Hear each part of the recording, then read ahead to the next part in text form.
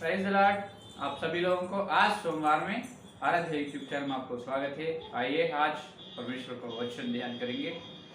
कल शनिवार के दिन अपन ये संदेश सुने हैं कि जो परमेश्वर के बारे में और परमेश्वर के ज्ञान के बारे में अपन सुने। ज्ञान का मतलब ये है कि अवसर को बहुमूल्य समझकर, अवसर को बहुमूल्य समझना ही ज्ञान है। एफएसियों की पत्री 5 में अपन देखे तो जो काम करने से परमेश्वर खुश या आनंद होता है और वही काम से अपन आत्मिक जीवन में भी बढ़ना चाहिए। जो परमेश्वर जो अपन कर रहे हैं काम से उस समय में जो परमेश्वर आनंद रहना है और अपन आत्मिक जीवन में भी बढ़ना है, वृद्धि होना है, उसको कहते हैं ज्ञान।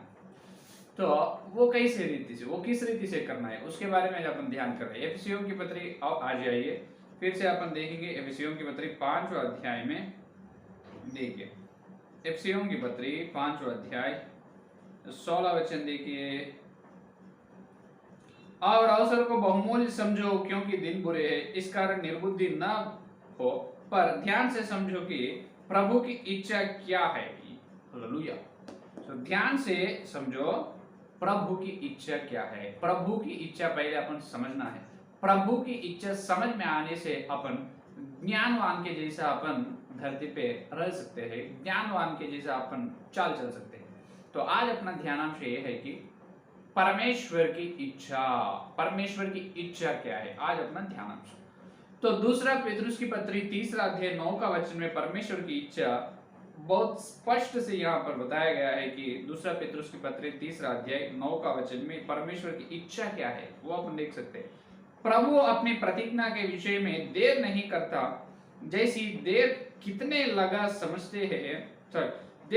लोग समझते हैं, पर तुम्हारे विषय में धीरज धरता है और नहीं चाहता कि कोई नाश हो, वरन यह कि सबको मन फिराव का अवसर मिले। हालेलुया। यहाँ पर परमेश्वर की इच्छा यह है कि कोई भी नाश न हो। परमेश्वर इसीलिए धीरज कर रहे आने में, जो कोई भी नाश न होना, सब जनों उद्धार पाना है, सब लोगों का उद्धार होना, यह है परमेश्वर की इच्छा यहाँ पर।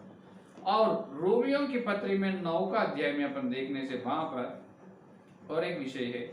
देखिए रोमियों की पत्री में 9 और 22 में देखिए 9 और 22 वचन में कि परमेश्वर ने अपना क्रोध दिखाने और अपनी सामर्थ्य प्रकट करने की इच्छा से क्रोध के बर्तनों की जो विनाश के लिए तैयार किए गए थे बड़े धीरज से सही।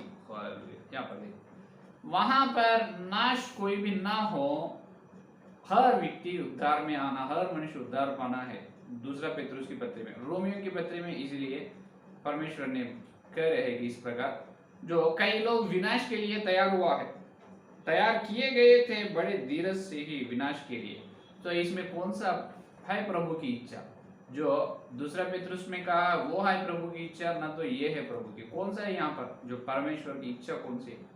तो दो भी परमेश्वर की इच्छा है, कैसे होगा अपन देखेंगे। तो परमेश्वर की इच्छा के बारे में आज अपन ध्यान कर रहे हैं। परमेश्वर की इच्छा या परमेश्वर का संकल्प कह सकते हैं या परमेश्वर का चित्त भी कह सकते हैं। तीन में परमेश्वर की इच्छा होने दो, उनकी चित्त होने दो, ये परमेश्वर की संकल्प होने दो, तीन भी एक ही। तो परमेश्वर की इच्छा ये है कि सब लोग तो उद्धार में आना है। तो परमेश्वर नरक को क्यों किया है?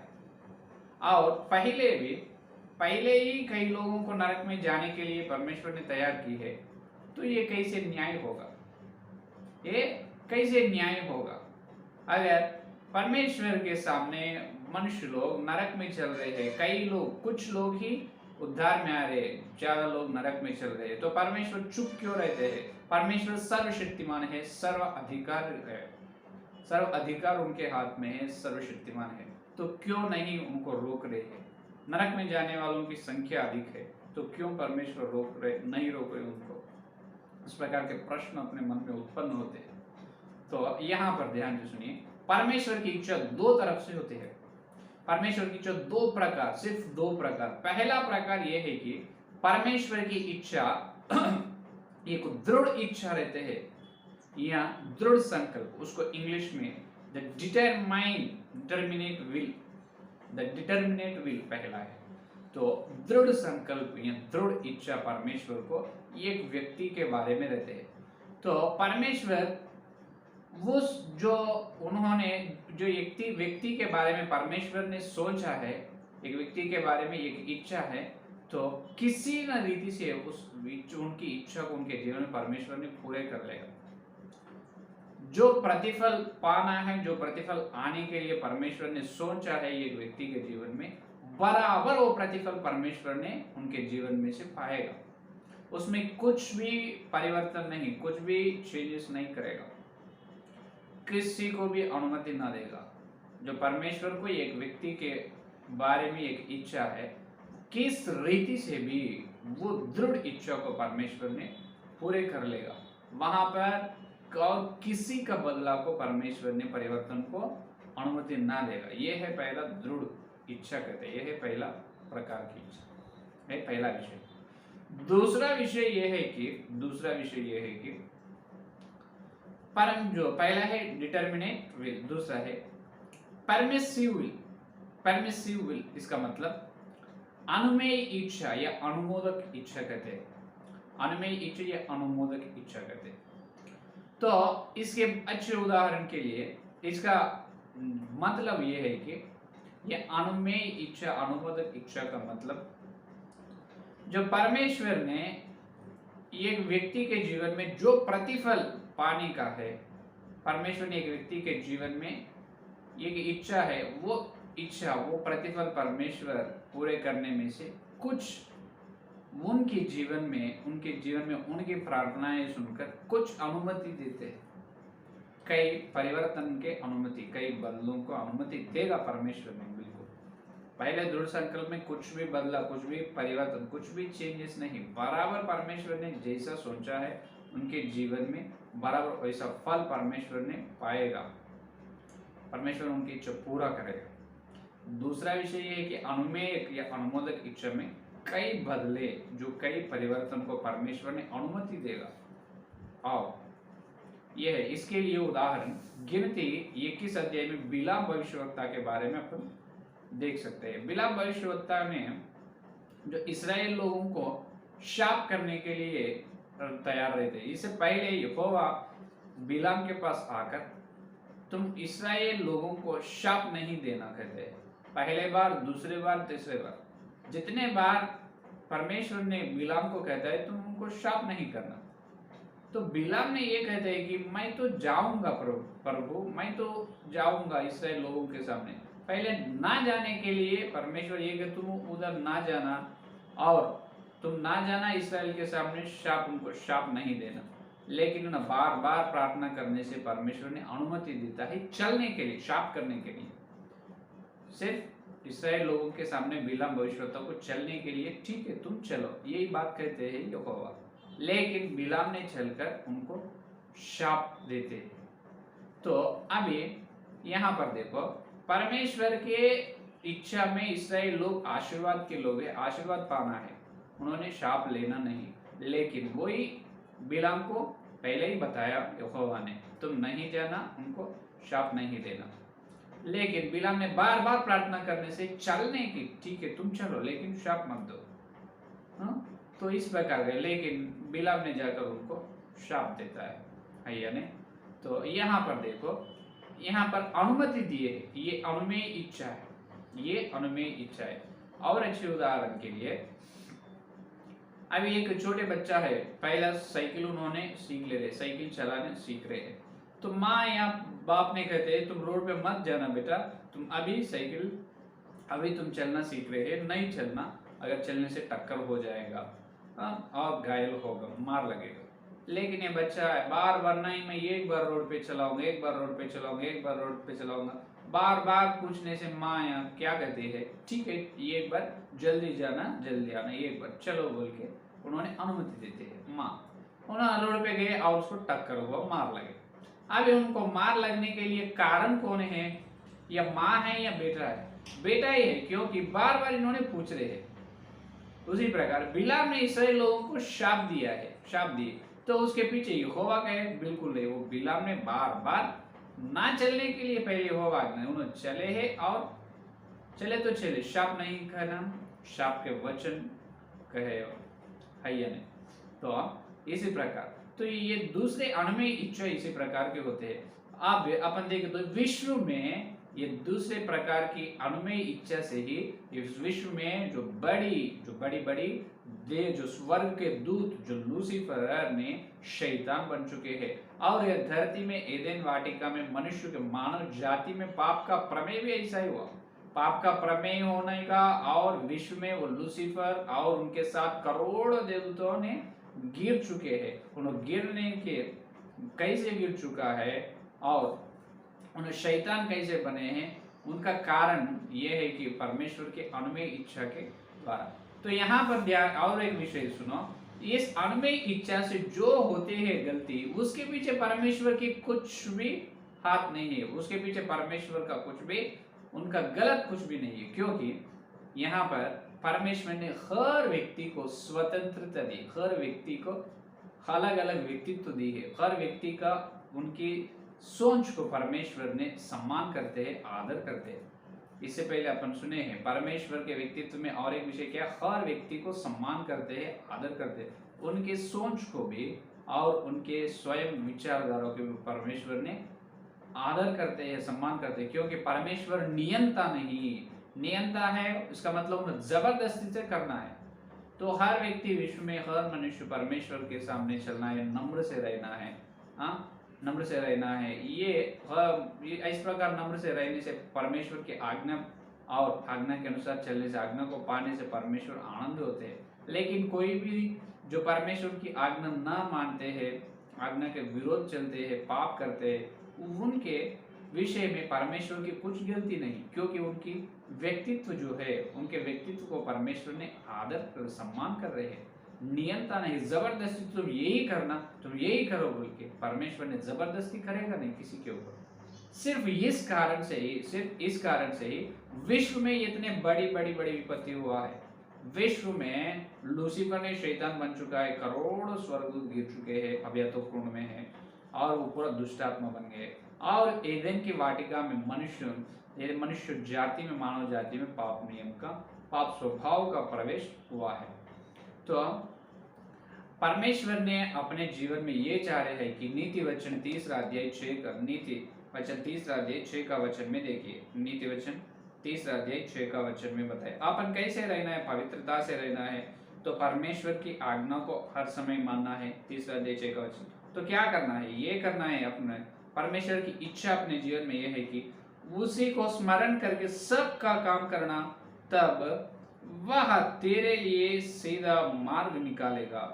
ये देखो, और 5वां वचन भी देखिए, 5वां वचन देखिए, तू अपनी समझ का सहारा ना लेना। ये देखो, तुम्हारी समझ का सहारा ना लेना, वरन संपूर्ण मन से यहोवा पर भरोसा रखना। ये असली बात, अपन अपनी समझ का सहारा बिल्कुल कभी नहीं लेना, वरन संपूर्ण मन से यहोवा पर भरोसा करना है। अपना चाल चलना, अपना व्यवहार के ऊपर यहोवा का अधिकार रहना है, तब अपन पवित्रता से और जो परमेश्वर की दृढ़ इच्छा अपने जीवन में जो है उसमें रहते हैं। जो प्रतिफल जैसा पाना है परमेश्वर, वैसा उनको प्रतिफल परमेश्वर ने पाएगा। ना तो ये अनुमेय की इच्छा, अनुमोदक इच्छा में जो अपन परमेश्वर ने कुछ बदले, जो अपने प्रार्थना सुनकर, सिर्फ अपनी प्रार्थना बार बार प्रार्थना करने से कुछ विषय को परमेश्वर ने कुछ एक बदलाव को अनुमति देगा, उसके द्वारा अपने को बड़ी नष्ट होगा, अपन पाप में गिर चुकेगा, पाप में चले जाएगा, लेकिन उसके पीछे परमेश्वर का गलत कुछ भी नहीं। वैसा है तो ये इस संसार में बहुत सारे अत्याचार हो रहे हैं, चोर हो रहे हैं, और बड़ी विपत्ति हो रही है। इसका मतलब ये है, हर जो बुराई के पीछे, हर एक जो बुराई, हर एक गलत काम के, हर एक पाप के पीछे परमेश्वर का हाथ है? बिल्कुल नहीं, बिल्कुल वैसा कर नहीं सकते। परमेश्वर ने अपने को स्वयं व्यक्तित्व दी है, अपने व्यक्तित्व को परमेश्वर ने सम्मान या आदर कर रहे हैं।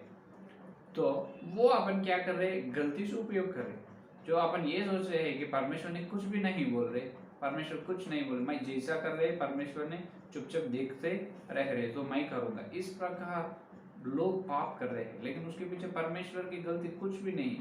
परमेश्वर की योजना हर मनुष्य के विषय में जैसे वो बिल्कुल उन्होंने पूरा कर लेगा। जैसा है उनकी इच्छा एक मनुष्य के जीवन में बराबर जैसा प्रतिफल पाना है, आखिरी में बराबर परमेश्वर ने प्रतिफल पाएगा, वो कुछ बदलाव से या नहीं तो किसी रीति से भी पाएगा। लेकिन ये अनुमोदक इच्छा से, इसका मतलब परमेश्वर ने अपने व्यक्तित्व को सम्मान आदर कर रहे हैं, इसलिए अपन धन्य है, परमेश्वर को स्तुति या धन्यवाद करना है। लेकिन अपन जो परमेश्वर ने जो अनुमति दिए है बदलाव को, तो उसको अपन गलत तरीफ से अपन उपयोग करना नहीं, मिसयूज नहीं करना है। अपने को प्रभु स्वतंत्रता बनाए, स्वतंत्र बनाए, अपने स्वतंत्रता को अच्छाई के लिए अपन उपयोग करना, बुराई के लिए नहीं। लूसीफर वैसा ही किया, इसीलिए इस विश्व में इतनी बड़ी विपत्ति आ चुके हैं भैया ने। तो इस प्रकार परमेश्वर की इच्छा दो प्रकार की है। पहले दृढ़ इच्छा, किसी न रीति से परमेश्वर ने उनके एक मनुष्य के जीवन में जैसा उनकी इच्छा है, परमेश्वर की उनकी इच्छा बराबर उन्होंने पूरा कर लिया, कुछ भी बदला उसमें नहीं, परिवर्तन नहीं। और दूसरा यह है अनुमेय या अनुमोदक इच्छा। अनुमोदक इच्छा में परमेश्वर ने उनकी बार बार उन्हें प्रार्थना करने से और परमेश्वर ने क्या देगा, कुछ परिवर्तन, कुछ बदलाव को अनुमति देगा, चेंजेस को अनुमति देगा। तब इन्होंने क्या करेगा, जो परमेश्वर अनुमति देने से इन्होंने गलत फायदा से, गलत रास्ते में चलकर पाप करेगा। इसके पीछे परमेश्वर का कुछ भी अनुमति, परमेश्वर का कुछ भी गलत नहीं, क्योंकि उनके व्यक्तित्व को परमेश्वर ने सम्मान या आदर कर रहे हैं। इसका मतलब तो परमेश्वर ने हर व्यक्ति का स्वतंत्रता को, हर व्यक्ति का विचारधारा, समझ को परमेश्वर ने सम्मान कर रहे। अपने को बुराई जो है, अच्छाई जो है, सोचने की शक्ति परमेश्वर ने दी है। अपन देखना है, ये काम करने से परमेश्वर खुश होगा तो मैं करूंगा, मैं आत्मिक जीवन में वृद्धि होगा तो मैं बिल्कुल करूंगा, ये है ज्ञान है या नहीं। लेकिन वैसा ना सोचते हैं, बिलाम वैसा सोचे नहीं। अभी एक बच्चा रोड पे चले तो मुझे टक्कर होगा, मुझे मार लगेगा तो मैं नहीं चलूंगा। माँ कही है, माँ बोलती है नहीं जाना, इन्होंने बार बार बार बार बार बार पूछने से माँ अनुमति दी, अभी टक्कर हुआ, मार लगे है या नहीं। तो बिलाम को ही परमेश्वर ने कहा, उसी प्रकार ही अपने जीवन में होते हैं। तो इसके विरोध में हिंदू पुराणों में ऐसा है कि तो श्री कृष्ण जो भगवत गीता में है, भगवत गीता में श्री कृष्ण ने अर्जुन को गीत उपदेश करते हैं कि जो नरक में हर मनुष्य, जो धरती में मनुष्य कर रहे हैं हर काम के पीछे परमेश्वर के हाथ है। इसका मतलब जो पाप कर रहे हैं मनुष्य, उसके पीछे भी परमेश्वर का प्रमेय है। तो इसका मतलब यह है नरक में भी तो पहला तो हर काम, हर जो बुराई, हर पाप के पीछे परमेश्वर का हाथ हो, तो पहले नरक में जाना है, परमेश्वर ही चलना है। तो हिंदू पुराणों में, भगवत गीता में ये कहा है कि इस सारी सृष्टि में जो कुछ हो रहे, हर एक बुराई, हर एक गलती, पाप के पीछे हर एक गलती का कारण परमेश्वर बिल्कुल नहीं। परमेश्वर किसी गलती का, किसी पाप बिल्कुल करेगा नहीं। वो श्री कृष्ण ने अर्जुन को उपदेश करा है, वो बिल्कुल गलत है। वचन के उजाला में देखो तो वो गलत है, बिल्कुल गलत है, क्योंकि हर एक बुराई के पीछे परमेश्वर कारण कैसे हो सकता है? कैसे हो सकता है? परमेश्वर नियंता नहीं, उन्हें जबरदस्ती करने वाला है तो कोई भी पाप नहीं करेगा। अपने को सोचने का अधिकार दी है, सोचने की सामर्थ्य दी है या नहीं। अपने व्यक्तित्व को परमेश्वर ने सम्मान आदर कर रहे हैं, तो उनको अपन धन्य स्तुति करना है या नहीं। तो ऐसा हर एक बुराई के पीछे परमेश्वर ही है। इसका मतलब ये है पहले नरक में चलने वाला मनुष्य नहीं, परमेश्वर ही पहले नरक में जाना है। तो ऐसा कभी भी ना होते हैं।